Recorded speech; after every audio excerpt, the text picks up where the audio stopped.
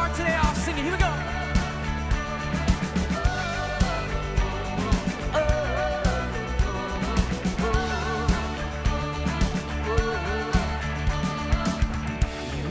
Darkness running at you, bring the broken back to life. Only you can, only you can. You get me free from every chain. You fill my heart with songs of praise. Only you can, only you can. Yeah. Jesus, you're the only reason that I'm even breathing. I am wide awake. My heart beats only for your glory. My hands reach up for you to call me. My soul sings, Father, you will call me. My feet dance to rhythm, to rhythm. Every beat is calling, every beat is calling out to me.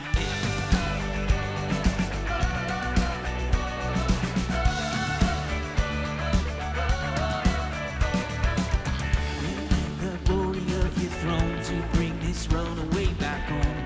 Only you can, only you can. You give me love, give me life. You keep me dance through the night. Only you can, only you can. My heart beats only for your glory. My hands reach up for you to call me. My soul sings, Father, you will call me. And my feet dance to rhythm, to rhythm. Every beat is calling, every beat is calling out your name. Oh, yes, every beat is calling, every beat is calling out your name.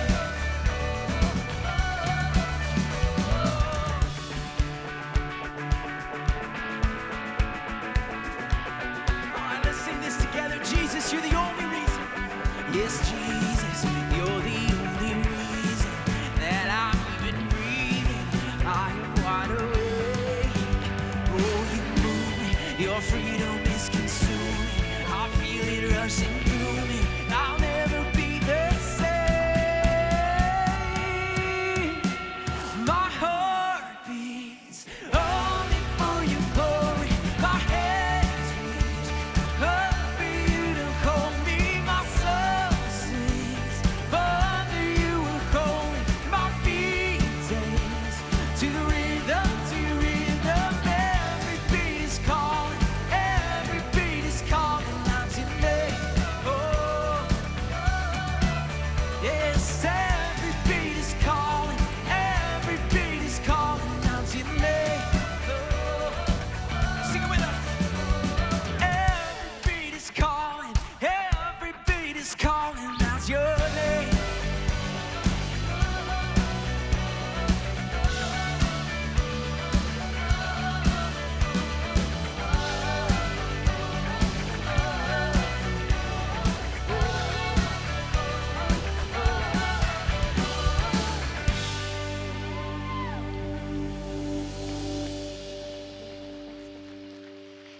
Hello, good morning. Welcome to Mission. My name is Rachel, and I just want to say thank you for showing up today. We're so glad that you are here. Now, if you are new here today, we would love to meet you. And if you just head over to the hub after service today, there's some volunteers there that would just love to get to know you and give you a gift. Now, I do have a few quick announcements today. You guys, we are doing some really awesome things in July that you have an opportunity to jump in and help out with. The first one is House of Refuge. We are going to be serving breakfast to the kids at House of Refuge every Friday this July. We hope you can join us in that. We are also going to be going to DCS, that's Department of Child Safety, and we are going to just bless them by helping out, by sprucing up their offices. It's going to be a real blessing to them. That's July 21st. And the last thing that we're doing is a backpack drive. Now, we are partnering with a school in Mesa where 95% of the children at that school qualify for free or reduced lunch. You guys, these supplies that we are going to give to them are going to go a long way. So be sure to jump in and help out with that.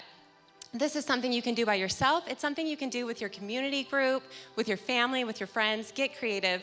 So for more details on that, you guys feel free to pull out your phone right now and text Summer Serve to 80123. Summer Serve 80123.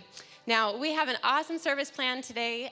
We're going to sing a few more songs together, and then Kenny Conley, our next gen pastor, is going to kick off the At the Movies summer series. But first, before we do that, do me a favor, turn to somebody around you, shake a hand, and tell them your favorite treat to bring to the movies.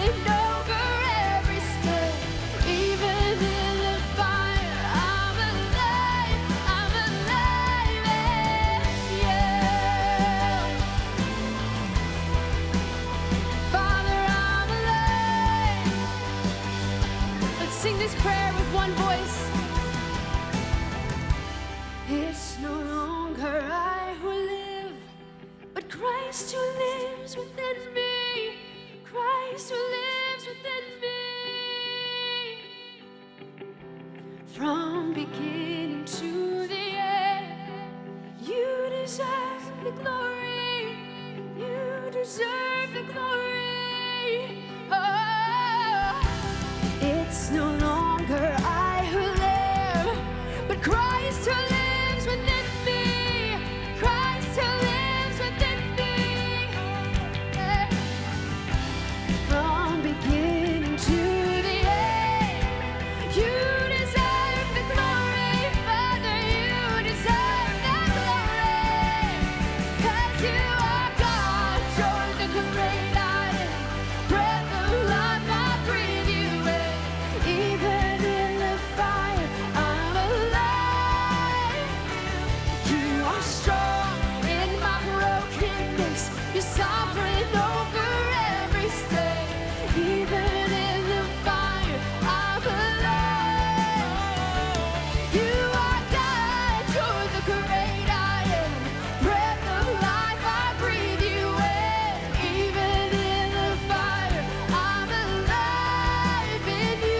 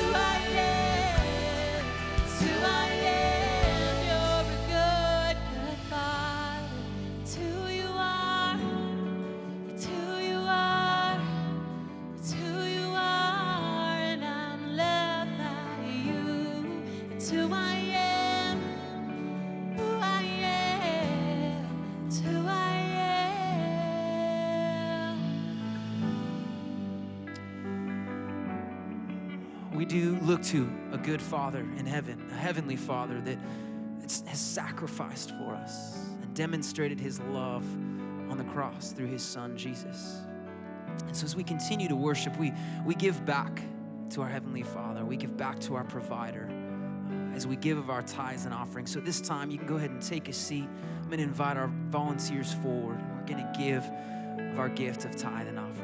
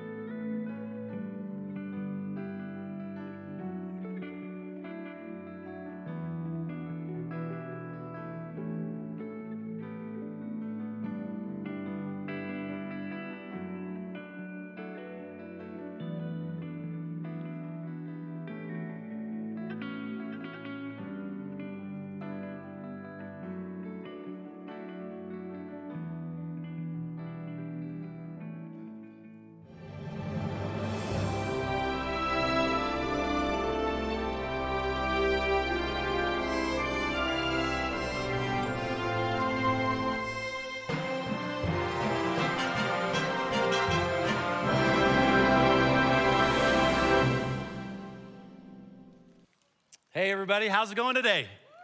It is good to see you guys. I'm glad that you're all here today. My name is Kenny Connolly. I'm the next generation pastor here at Mission.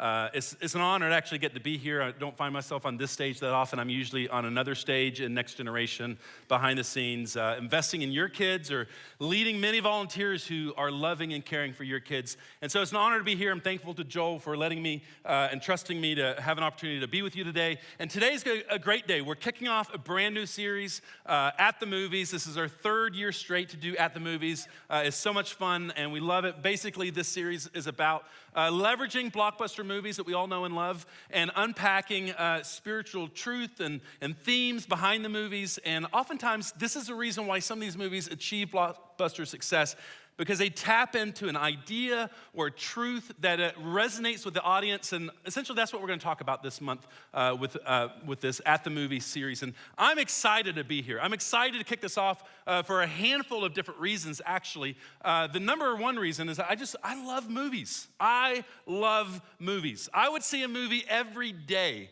if that was a socially acceptable thing to do. I don't think that it is, so I don't do that. But for my birthday this year, Sarah, my wife, she bought me a movie pass. And if you don't know what that is, it's like a monthly membership. It's like $10 a month where I could essentially see a movie every day if that was a socially acceptable thing to do, but it's not, so I don't. But I could, and that's why I like it. And actually, maybe this is something that you guys can help me with because I love to see movies, but I never really have time for movies. When I do go see movies, they're usually in awkward times or afterthoughts.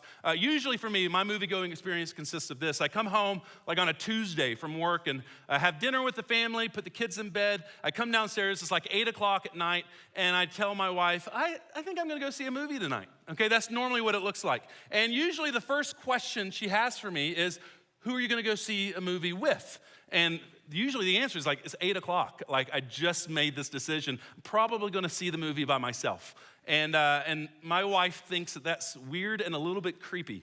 I don't know that I agree with her in that. I don't think there's anything wrong with seeing a movie by yourself. I do that all the time. But I've been trying to help out in that area, so I'm a little less weird and creepy. And I have a list of people that I text when I'm going to go see a movie. And I let them know, hey, in 30 minutes, I'll meet you at the Alamo. That's usually what it consists of. And sometimes I actually meet a friend and it's great.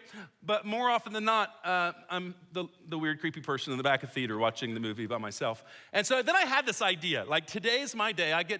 I'm on the stage and I kind of get to talk to all of you. And I thought that maybe out of the hundreds of people that are here, that maybe there's somebody out here just like me, that you don't really have time for movies. You love movies. But if somebody invited you, say last minute on a Tuesday night, you might actually be willing to go. So if that's you, go ahead and pull out your phone, and I want you to text "movie with Kenny." Okay, "movie with Kenny" to 80123. Now you're laughing, but this is a real thing. Okay, just all one word, "movie with Kenny" to 80123. I'm not sure that this is any less weird or creepy than me going by myself, but here's the deal.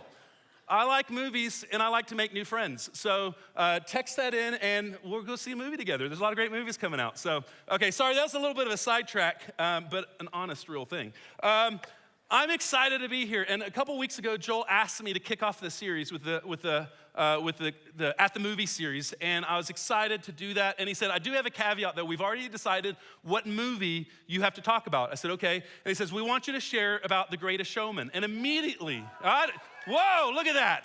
10:30, just got excited. And I was immediately like, well, yes, I would love to share about The Greatest Showman. I love this movie. It has personal significance to me and my family, which I'll talk about later. But who wouldn't want to kick off a series about the movies without talking about The Greatest Showman? So I told him absolutely yes. And this movie was a theatrical enigma. It was. This movie came out at Christmas time of 2017, and this $84 million movie starring Hugh Jackman. And so for some of the guys that are here in the audience that didn't see this movie, and you're thinking, Hugh Jackman, that sounds familiar. Hugh Jackman is Wolverine, okay? Wolverine. So guys, just imagine a happy, smiley Wolverine singing and dancing. That is The Greatest Showman, okay? That is the greatest showman. So if you haven't seen it, you're intrigued now, aren't you? You can watch this with your wife later. She'll love you for it, and you win bonus points. And so, well, this movie, okay, The Greatest Showman came out, $84 million, and it opened Christmas weekend in 2017, and it actually, right away, first strike against it. It opened at place number 4 in the box office and brought in about $14 million, which is bad news for a movie this big. It opened in 3,000 screens, so not very good. The second strike against it was that the critics didn't like it. Okay, they didn't like it. They gave it poor reviews. It got about a 57% on Rotten Tomatoes, and so that was strike number 2. And strike number 3 is that in the subsequent weeks after this, it didn't improve very much in its financial draw. And so most people were looking at this movie and they anticipated this is a failure. But something interesting happened. People loved this movie. And they kept going back to see it over and over and over again. And word got out about what a great feel-good movie this was. And literally 25 weeks later, this movie racked up $174 million domestically, more than $250 million in the foreign markets. This movie was a juggernaut. It ended up becoming, a bona fide success, blockbuster status. It just got there from a non-traditional path. And so what is it about this movie that we loved it so much, that people loved it so much? That's what people are asking. The critics didn't, but the people did. And so a columnist from the New York Times wrote an article asking that question to the readers. What did you love about this movie? And thousands of entries came in, and when you cull through all these answers, 3 main reasons kind of pop out at you, okay? The first reason is this: people loved it because of the soundtrack. Like the music was infectious. Like they loved it. Like it just stayed with you. Like days later, you're still humming the songs and singing the songs. And this is the type of movie that when you left the theater, you downloaded it before you even got home. Okay, people loved the music. The second reason was the movie's so fun. Like it's just this, it's a bliss from start to finish. You can't help watch this movie with a big stupid grin on your face the entire time. It is a fun movie. But last of all, and probably most importantly, it's a story. Like there's this amazing message in this movie that it's not easily missed. And it's an appropriate story, especially in the tense political and social time that we live in, that is this, people describe this as a celebration of humanity. A story of outcasts and misfits that find something that everyone truly wants, a place to belong. It was an amazing story. Here, read what this critic said. The story touches the heart of the viewer in a profound way. The message of this movie powerfully connects with the personal dreams and desires.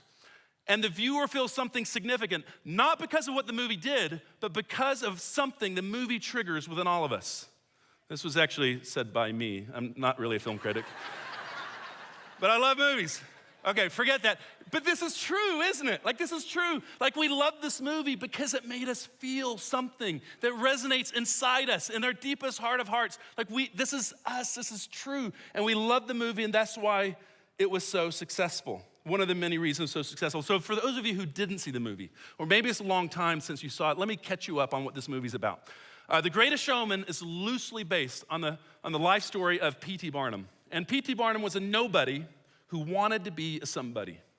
Now, he had noble intentions. He fell in love with a girl who was far beyond his social status and class. And so he did everything he could and strived as hard as he could to create a life and a home and everything for her and their 2 daughters that they love so dearly. And he stumbled across this idea. He was an entrepreneur, and he ended up buying this museum of oddities, okay? And initially, it was a failure. Nobody wanted to come, and his daughter said, "Dad, people don't want to see what's dead. They want to see something alive." And so he makes a transition that leads to success, and he transitions this museum to a circus. Now, P.T. Barnum was attracted, and he was compelled, and he was interested in the misfits and the outcasts, the people that remained hidden from society, and he was drawn to them, and he put them in the spotlight so that all people could see them and marvel and celebrate. And he saw amazing success. However, he still considered himself on the outside. And he saw this circle of society's elite, and he wanted into that circle. And so he went after that, and that's where he began to lose his way. And even at one point, he shuns the people who helped him find success because he didn't believe that they belonged with them, the people he was trying to belong with. And shortly after that, everything collapsed. Everything fell apart. He lost his fortune, he lost his reputation, and he even lost his family. And in this dire moment, he finds himself in a bar. And that's the clip I want to show you right now.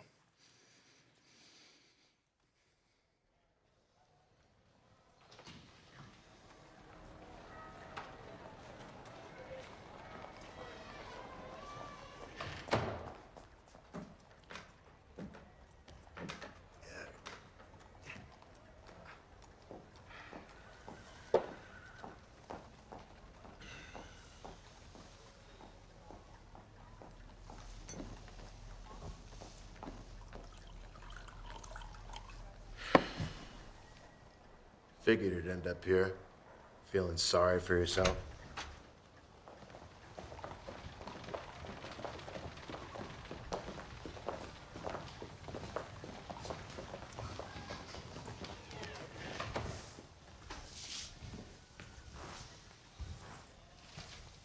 Folks, if you've come to get paid, the money's gone, all of it. Nothing left to Shut give up, you. Barnum. You just don't get it. Our own mothers were ashamed of us. Hid us our whole lives. Then you pull us out of the shadows. And now you're giving up on us too. Maybe you are a fraud. Maybe it was just about making a buck. But you gave us a real family. And the circus, that was our home. We want our home back.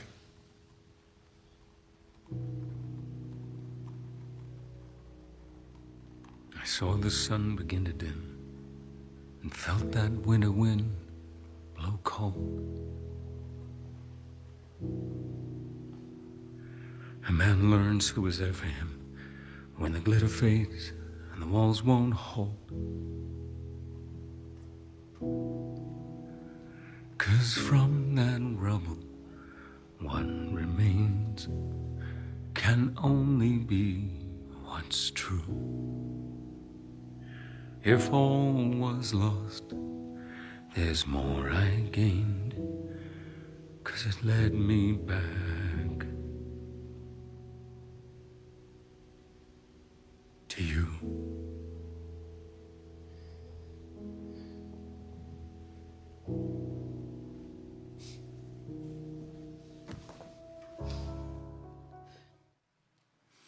This was a powerful moment in the movie because it was a point in time when Barnum had a realization, something he had missed all along. But interestingly, it was something that he had provided for all those who worked for him. And I would be willing to believe that this thing is something that may be the most powerful thing that a human being could experience. What is this thing? It's belonging. Belonging. You see, these misfits, they lived their entire lives in the shadow, and they wondered where they fit. And in Barnum Circus, for the first time, he brought them together and they had each other. They had a family, they had a home, they had a place to belong. Now, I want you to think about this for a second. Imagine that you are one of Barnum's misfits, but before Barnum found you, what would it be like to feel like? What would the experience be like to be one of those people? And here's a premise that I have for you today. I don't think that you have to be a bearded woman or a hairy dog man to experience the feelings that they feel. You know, I think every single one of us at one point in our life or another, or maybe every single day, feel feelings like this, like inadequacy, loneliness, self-hatred, embarrassment, social anxiety. You see, these things aren't unique to freaks and misfits and outcasts. These are things that we feel powerfully, many of us every day. You know, prescriptions to antidepressants, anti-anxiety, antipsychotic medication has skyrocketed in the last decade alone. Many of that driven by helping to solve these issues. We live in the most connected time in all of history. There are dozens of ways that we can be friended and tagged and shared and poked and all the different things. Yet we've never felt more isolated and alone than we do right now. And it's exhausting consuming everyone's social timelines, what food they're eating, what vacations they're on, what their kids are doing, and the successes they see. And we feel this need to present our best curated life. And it's overwhelming and it's exhausting. How did we get here? How did we find ourselves in this place? And I think that for most of us, this path toward isolation and loneliness began in adolescence. When we were in middle school and junior high, right? When we woke up every morning, we asked ourselves these questions. Who am I going to sit with on the bus today? Who am I going to hang out with at lunch?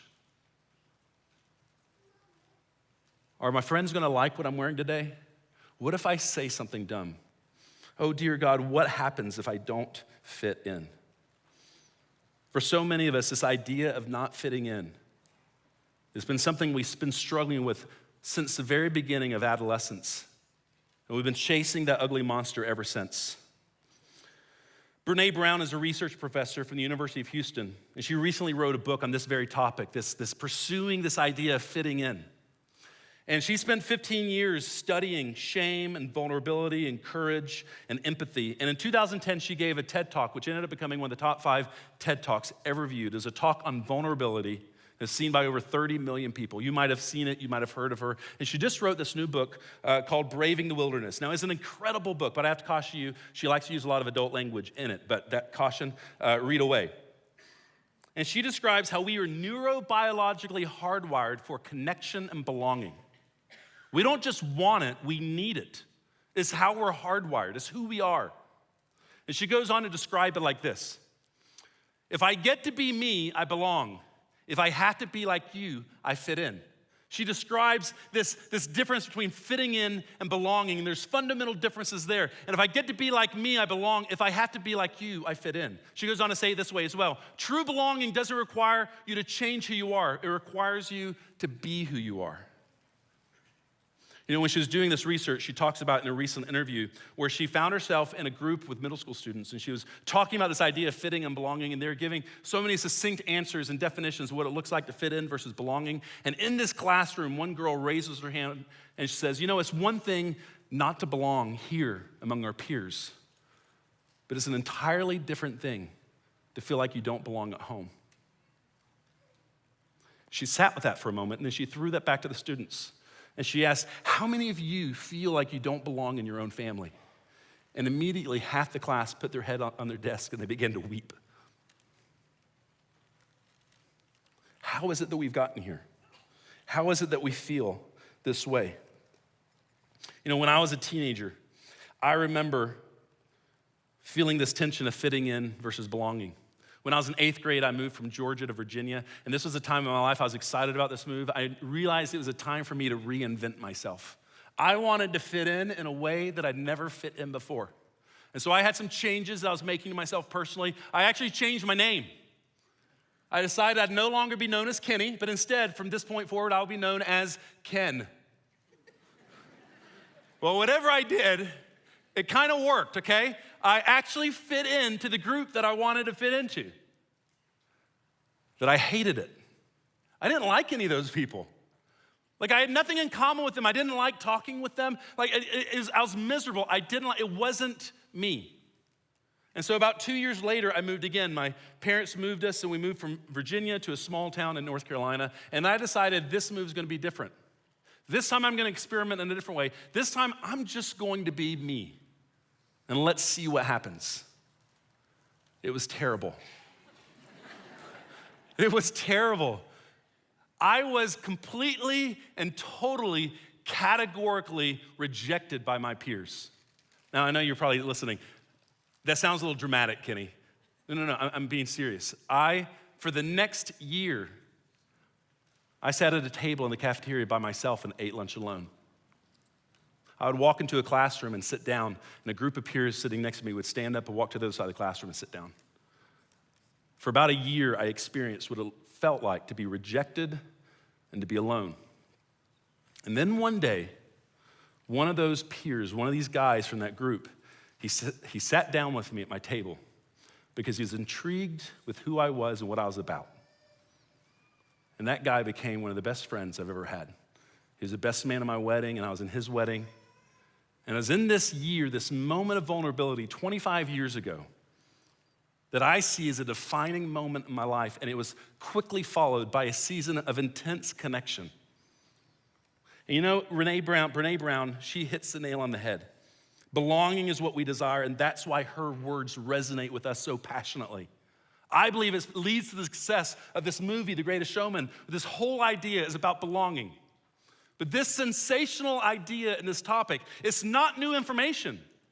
It's recycled truth. You see, 2,000 years ago, Jesus sat down with a group of people and he talked about these same specific feelings that we have as human beings. In Luke, the Gospel of Luke, there's this moment when Jesus finds himself in a very interesting situation. He gets invited by a Pharisee to a dinner party. Now, if you don't know who a Pharisee was, they were basically the self-righteous windbags of their day. Okay, they were the spiritual elite of their time who saw themselves as better than all the sinful masses. And Jesus finds himself at a dinner party filled with Pharisees. And Luke said that this dinner was very tense. Okay, Jesus was being closely watched. Jesus said multiple things and nobody responded. This was awkward. Imagine Thanksgiving dinner with your in-laws. Awkward. Okay, so let's go and see what Jesus said and did here in this passage. When he, Jesus, noticed how the guests picked their places of honor at the table, he told them this parable. When someone invites you to a wedding feast, do not take the place of honor, for a person more distinguished than you may have been invited. If so, the host who invited both of you will come and say to you, give this person your seat. Then, humiliated, you will have to take the least important place. But when you are invited, take the lowest place, so that when your host comes, he will say to you, friend, move to a better place. Then you will be honored in the presence of all the other guests. For all those who exalt themselves will be humbled, and those who humble themselves will be exalted. Okay, imagine for a second the awkward situation Jesus just created. Jesus just explained how to behave at a dinner party, which is the exact opposite of what everyone else had already been doing. And remember, Jesus' audience is Pharisees, and Jesus is watching them jockey for positions of power and honor. And you know who else does this really well? Children. Children do this really well. I'm constantly getting onto my children. In my house, you constantly hear me say, no, it's not your turn. Let her go first. You went first yesterday. It's her turn now. You don't sit there. That's not your seat. Let her have your seat. Like, this is a conversation we're constantly having in my house. Because all of us, like children, we want the best. We want to be first. We want the place of honor. We want the place of recognition. And Jesus was confronting our pride and our vanity and our selfishness. And here's the thing. These Pharisees believed that they deserved a seat at the table. They believed that they had earned a place of honor, and Jesus is confronting their pride. Now, I love Jesus' brutal honesty. He didn't care what people think, and he always called things as he saw it. And now that he was done shaming all the guests at the dinner party, he turned to set his sights on the host of the party and drop a couple truth bombs there. So let's see what he says next. Then Jesus said to his host, when you give a luncheon or a dinner, do not invite your friends, your brothers or your sisters or your relatives or your rich neighbors. If you do, they may invite you back, and so you will be repaid. But when you give a banquet, invite the poor, the crippled, the lame, and the blind, and you will be blessed. Although they cannot repay you, you will be repaid at the resurrection of the righteous. Again, Jesus winning friends and influencing people everywhere he goes. He's basically telling the host, here's who you should have invited to this party. This is how you should have done it. And he's creating a scene here already. And Jesus is basically saying this, why did you invite the people that you invited? Oh, wait. I know why you invited them. Because you're thinking that they'll invite you back. What's your motivation? Is it selfish gain? Is it selfish ambition? Is it so that you'll be repaid? And Jesus throws out this idea, this radical idea of what if you invited people who rarely get a seat at the table? What if you invite people who could never repay you? Because if you did, God, our Father in heaven, will repay you generously for your generosity. Now, I wasn't there, but I'm sure that his suggestion was well received. Okay, but Jesus wasn't done yet. He had a few more things to say, so let's keep going. Gotta love Jesus here, right? When one of those at the table with him heard this, he said to Jesus, "Blessed is the one who will eat at the feast of the kingdom of God." Jesus replied, "A certain man was preparing a great banquet and invited many guests. At the time of the banquet, he sent his servant to tell those who had been invited, 'Come, for everything is now ready.' But they all alike began to make excuses. The first said, 'I have just bought a field and I must go and see it. Please excuse me.' And another said, 'I have just bought 5 yoke of oxen, and I'm on my way to try them out. Please excuse me.' Still another said, 'I just got married, so I can't come.' The servant came back and reported this to his master. Then the owner of the house became angry, and he ordered his servant, 'Go out quickly into the streets and the alleys of the town and bring in the poor, the crippled, the blind, and the lame.' 'Sir,' the servant said, 'what you have ordered has been done, but there is still room.' Then the master told his servant, 'Go out into the roads and the country lanes and compel them to come, so that my house will be full.'" I love the imagery that's created in this verse. You know, the situation of this parable is not unique. Jesus told many parables and stories of parties and dinner parties and banquets where the less than expected people were invited. And more often than not, the misfits and the outcasts received the seat of honor. And I love the imagery here. I love the imagery of this table that's been prepared. And there's still room at this table. And the master's primary priority is that his table would be full. There's room at the table of our master's table. And I love the imagery of the invitation. I love that he invited all these guests, and he told a servant to compel them to come in, beg them to come in. There's an invitation. It's like Jesus is pulling the seat away and said, "I've prepared a place for you, and it is yours for the taking." Now, when I read this passage, and I read about this time of Jesus with the Pharisees at this dinner, lots of different ideas come to mind. And I want to share 3 big ideas that I get from this. The first one is this, that Jesus understands your need for belonging. He gets it. He created it. He did it on purpose. And here's the interesting thing, is so many of us are on this endless quest for belonging. But all along, for the last 2,000 years, Jesus is saying the same message. I prepared a table. I prepared a seat for you. You belong here. If we're looking for belonging, look no further, because Jesus says you belong at his table. Now here's another idea. Some of us in the room actually have more in common with the Pharisees, the self-righteous windbags, I'm sorry. Some of us have more in common with them. Some of us actually feel comfortable in this place. We feel like we belong. We feel like we've paid our dues. We feel like we've made the right decisions. We feel like we've earned our place at the table. And I want to throw a cautionary warning to the insiders,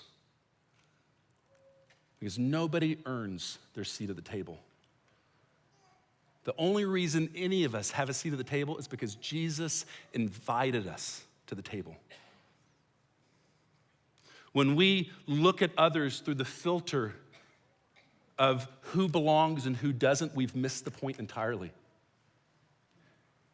You see, more than once, Jesus explains that the misfits belong here. And I think that we're all going to be surprised one day when we get to heaven. And we're going to be surprised at who Jesus sits in the seat of honor, because I don't think it's going to be who we think it's going to be. Because Jesus had this habit of always turning the tables and surprising those of us who think we had it all together. And the last idea is this. The driving message from Jesus at this dinner party is a message of humility and vulnerability. And this is the ironic part about all of it, is that this quest of belonging, we've made it about us. But it was never supposed to be about me. And it was never supposed to be about you. Because belonging is actually found in humility and vulnerability. And the message that Jesus says is that when you invite the misfits and the outcasts to sit at your table, is when you actually find belonging. So what if our quest of belonging could end when we think to invite those to sit at our table? This is the real truth, isn't it? We're all outcasts and misfits. We're all misfits. This is the ironic part. We live in a world of more than 7 billion people, and our greatest struggle is loneliness and disconnectedness. Can you imagine how silly that sounds? Why is that? Because we're misfits. We can't find our fit. And I'm not talking about junior hires, and I'm not talking about circus folks. I'm talking about us in our everyday circles of community. We are misfits. I think about how much we dread gatherings with our own extended family, right? Holidays, where we sit and we listen to an endless barrage of questions about work and about relationships, about our parenting styles, and we dread it. Because even with our own flesh and blood, we're misfits. I think women struggle with this sometimes, of where sometimes they're maybe not girly enough for one crowd and not strong enough for another crowd, or they work outside the home and don't connect with this crowd, or they do work outside the home, they don't connect with the other crowd, and they feel like misfits. And I think men struggle with the same thing, because not every guy is into video games or sports or hunting or politics or the stock market. And even among a group of guys, it's easy to feel like a misfit or a couple. There's nothing more awkward than not having a child and being surrounded by people who are constantly talking about their children, especially if you have a story of infertility and miscarriage. You feel like a misfit. Or maybe you have seemingly average children, and you're surrounded by families who have superstar elite athlete kids and superstar academic kids, and you feel like a misfit. And maybe some of you are sitting in this auditorium, and you feel like the biggest misfit of all. You feel like if you knew my past, I certainly wouldn't belong here. You feel like a misfit. And think about the thousands of people who aren't here because they firmly believe that a church is a place that they could never belong. Maybe they feel that way because they've never been invited to the table. It's easy to find all the ways that we misfit because we're outcasts and misfits ourselves. Now it's fun, you look around the room and you look around this campus and you see hundreds of volunteers wearing shirts that say, "You belong here." Now we're not talking about this place. We're not talking about our facility or our campus or these services. We're talking about a community of misfits. This table that Jesus has set, and he's invited you to have a seat. And Jesus is pulling away a chair and say, "You belong here." Now, I told you I was really excited to speak with you today, and I didn't tell you the biggest reason why I'm excited. This message of belonging has personal significance for my family. It's actually a season that I'm walking through right now with my family. This is my son, Titus. He's 11 years old. He's a really cool kid. And about 3 months ago, we was right at spring break, we noticed that he had a couple spots on his face and on his back that we didn't know what it was. We thought that maybe it was some sun damage or something like that. And so we went to the dermatologist, and the dermatologist quickly diagnosed Titus with vitiligo. Now, most people, when I say that, they ask, well, what is vitiligo? Vitiligo is an autoimmune disorder where your immune system begins attacking skin pigments and leaves patches of unpigmented skin. Here's some pictures of some people that suffer from vitiligo. And when we got this diagnosis, it was a reckoning for our family. We knew that from this point forward, our son would begin to change. And as we knew him, would change and be different. But this diagnosis, we knew that it wouldn't change the way that we saw him. Titus would always be the handsome and beautiful boy that we knew him to be. But we did know that this diagnosis meant that the way everyone else sees him would change forever. And our biggest question is, how will he see himself? Will he see himself by the stares and the looks and the spots that grace his skin? This boy, his name is James. He's 12 years old. And on Instagram, he knows himself as the 12-year-old with gray hair. And he posted this picture of himself on Instagram a few weeks ago. And this is what he said. "Since developing vitiligo, life has been a little tough for me, and people haven't always been kind. But my amazing family and friends have kept me going, and I feel like I'm slowly learning to love myself and accept the way I look." And it's courage and bravery that I pray for my son as he's entering his developmental years. And he looks differently. Let me introduce you to my wife. This is Sarah. We've been married for 19 years, getting ready to celebrate 19 years. And about 6 weeks ago, she noticed similar spots on her arms and on her face. And this is interesting. Vitiligo only affects 1% of the population. And about 10 days ago, she too was diagnosed with vitiligo. And this was a reckoning for her as well. It was a messy day when she got her diagnosis, because you think that you've grown past caring what other people think, and then when your skin betrays you and begins transforming in a way that you have no control over, it gets messy. Now, interestingly, last week, Sarah flew to Boston for the National World Vitiligo Conference. She'd actually signed up several weeks ago to go as on behalf of our son to learn. She didn't realize that she would be going on behalf of herself. And when she went to the conference, she called me multiple times and texted me multiple times. And this is what she said. She said, I found a community of strangers. I found a community of strangers who love me. I found a community that instantly became my family. And this is what she said. I wrote this down, so I have to quote it. And she said this: I didn't choose vitiligo, but if having vitiligo means being a part of a community of courageous, beautiful people, I'll forever be grateful for my dappled skin. Now, my mom actually flew with her. My mom and her have a great relationship, and she flew with her to support her. And at one point, my mom called me from the conference, and she says, Kenny, I'm overwhelmed by the love in this place, by the love in these people. It feels like I'm at church. And I've never been to a church like this, but I feel like this is what church should feel like: overwhelming love. And last week on Monday, Sarah got home from the conference, and we stayed up late talking. She was catching me up on all the stories, the things that she learned, and the people that she met. And then it was my turn, and I shared with her the much less exciting weekend at home, Dad and the kids. And I shared with her, I was actually writing the message that I'm sharing today last weekend, and I shared with her, I said, and the passage I'm sharing is a passage of Jesus at the table and how he invited everyone to the table. She smiled and says, I have to show you something. She shared with me a journal entry that she made just a couple days before Titus was diagnosed with vitiligo. And this is what she wrote.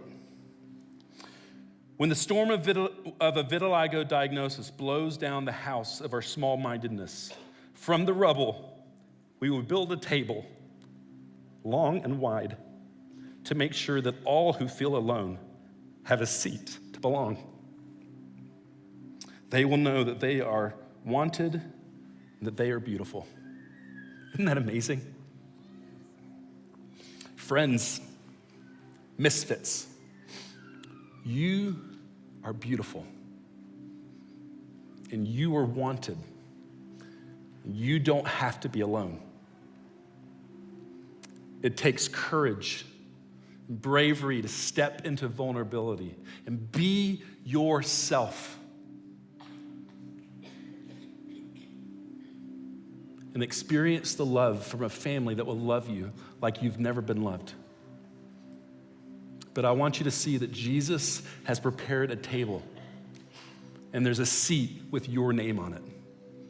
And he's standing beside it with his hand on the chair, and he says, you belong here.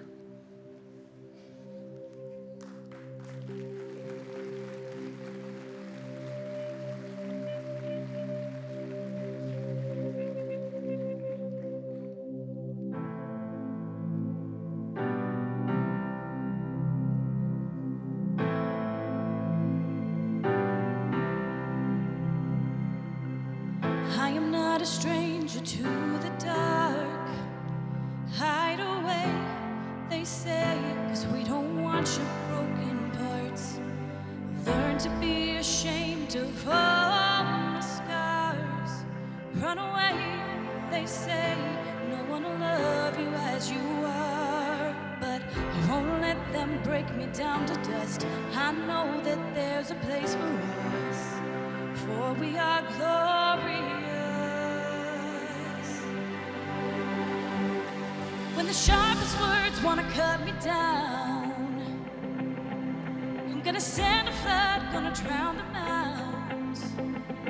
I am brave, I am bruised, I am who I'm meant to be. This is me. Look out, 'cause here I come. And I'm marching on to the beat I drum.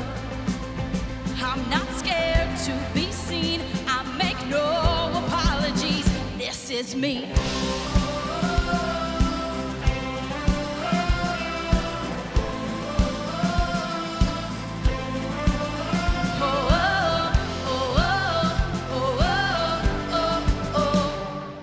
Another round of bullets hits my skin. Well, fire away, 'cause today I won't let the shame sink in. We are bursting through the barricades and reaching for the sun. Oh, yeah, that's what we've become. Won't let them break me down to dust. I know that there's a place for us. Pouring glory on. When the sharpest words wanna cut me down, gonna stand a flood, gonna drown them out. I am brave, I am bruised, I am who I'm meant to be. This is me. Look out, 'cause here I come. And I'm marching on to the beat I drum. I'm not scared to be seen. I make no apologies. This is me.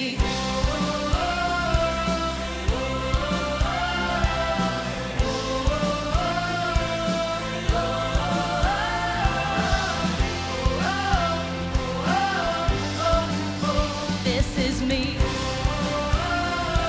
And I know that I deserve your love. There's nothing I know.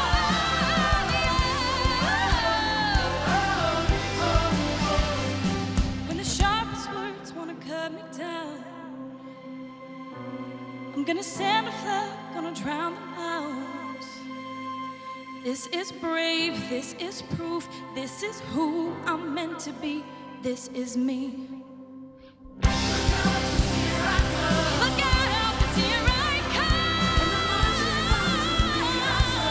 Marching up, marching up. We see, I make no apologies. This is me.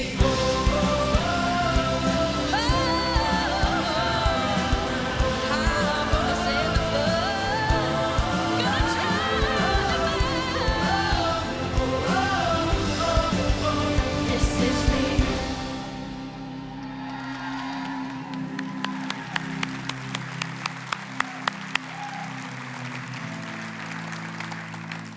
What if we created a community of radical inclusivity? What if we created a place where everyone felt like they belonged? What if we set a table and we invited the outcasts and the misfits, and they truly believe that they belong here? Wouldn't that be beautiful? That would be irresistible. It would be revolutionary.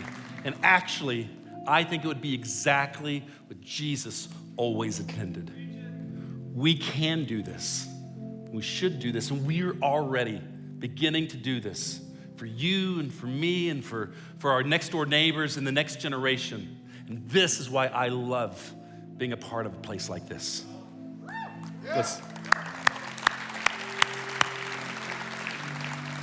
Let me pray with you. Father, we love you. We thank you that you have prepared a table for us, and there is a seat for us at the table. In our quest for belonging, let us search no more, because you have said that we belong here. And Lord, I pray that we would go out and this would be a message that we would bear to those in our community, that they would find belonging and connectedness with you and with us. In Jesus' name I pray, amen. Thank you. You guys have a great week. We'll see you next weekend.